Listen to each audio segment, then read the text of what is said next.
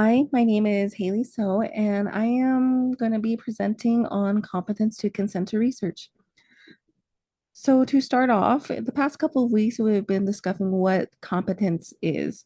So, just a little summary is competence is determined by the defendant's capacity to understand the criminal process, both in general and in their specific case. Primarily, it's how they function and are able to take in more information regarding their case. So, what is competence to consent to research? So, to break it down a bit, competence to in a court setting is often held by a competency hearing, and that is determined whether they are deemed competent or incompetent. If they're incompetent, that's when the evaluations and or assessments take place. And because we have those evaluations and or assessments, consenting to research is a subcategory of competency, which could result for the benefits for consenting to research would be on finding research on new mental health treatments.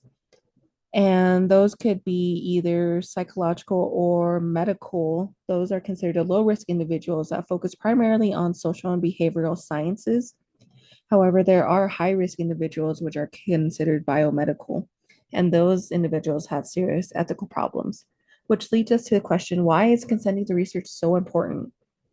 It's because back in roughly 60 years ago, there was a code called the Nuremberg Code, which was taken place after horrific human rights abuse were abused in Nazi Germany just to carry out the name of research. And because of the horrific acts of human experimentation, we now focus on the crucial attention of the rights of those who participate in said researches.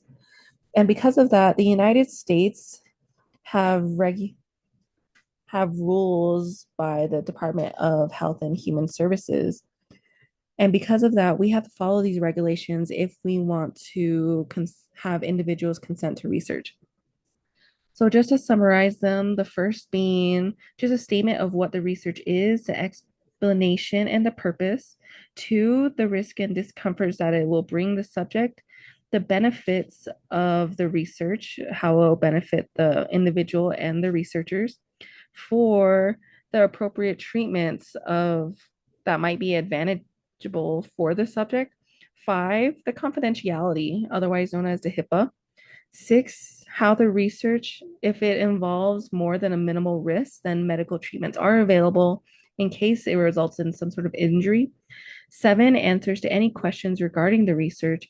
And eight, a statement that says it is all voluntarily and they can refuse to consent to research at any given time without any loss of benefits or without a penalty.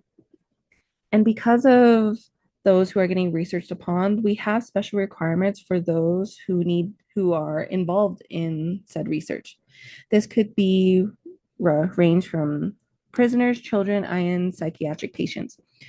Prisoners, on one hand, if they are to be researched upon, it's usually considered forbidden unless there's an exception that the research is specifically directed towards criminal behavior or incarceration and not involving any incentives for the participation. Children, on the other hand, children generally require the assent of the children themselves or having parental permission. However, if they pose more than a minimal risk, then additional review is needed if they are needed for the research. However, parental consent can be waived if the research could cause harm or could not protect the child in any way, such as abusing the children or neglection. Psychiatric patients, on the other hand, according to the book, they are often considered as institutionalized mentally infirmed.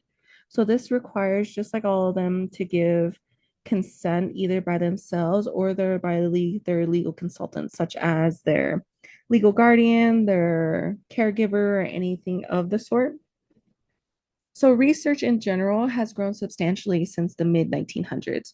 Due to the consent of research, some discoveries have been made, such as people with more serious disorders perform more poorly on structured measures of capacity than those with less serious disorders, such as each mental disorder is different. So, for instance, those with mild to moderate Alzheimer's disease perform more poorly than those with schizophrenia. However, those with schizophrenia also poor. perform more poorly than those with depression. But those with depression often perform good competence related skills, which leads us to the next question of, are there often poor performances? Which of course there is. Just because they have poor performance through their screening evaluation doesn't mean that they are exempted from their research.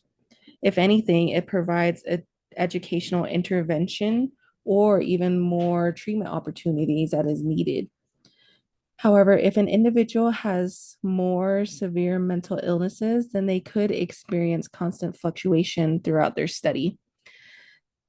So, for instance, one of the a good example that comes into the mind is actually the Ted Bundy series that is shown on Netflix.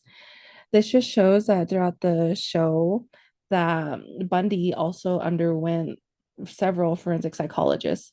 And one of the researches that they did, which came up to a test that was brought upon, is now the thematic apperception test, which is basically a projective assessment that uses ambiguous situations, allowing for a personal interpretation. And because of that research on Ted Bundy, we now use that in today's world. And according to that article right there on the bottom, you can read more into depth regarding what they assessed Bundy for and the research that were found more regarding him being found competent in trial. Which leads us to the question of evaluations that are conducted when they consent to research. Oftentimes, evaluations they mirror the treatment of consent as well. So just because they consent to research doesn't mean that they also need to consent to treatment. They also have the freedom to withdraw or set limits, whether that's both treatment or research. And because of that, that's when the MacArthur Competence Assessment Tool for clinical research was introduced, which is now currently the best instrument currently available at this time. So, what this instrument is used for is assessing multiple competence related abilities such as understanding, reasoning, appreciation, and the ability to express the choice, which takes roughly 10 to 15 minutes or so. But this gives us details of the proposed research project on what the research is being shown upon. So these researches, evaluations are all heavily based on consent, which leads me to my final question of, considering that the main topic of research is consenting to it, rather whether through treatment or research, do you think there are still times where those consents are still forced to be part of a study, such as through persuasion, manipulation, or blackmail? We have all these regulations given to us that we need to follow, but do you still think we are living in a time where it is still forced upon to be part of a study?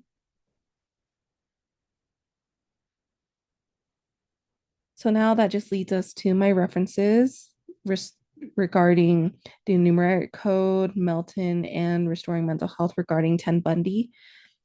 So I hope you have a better understanding of what consenting to research is, and I hope that it all made sense.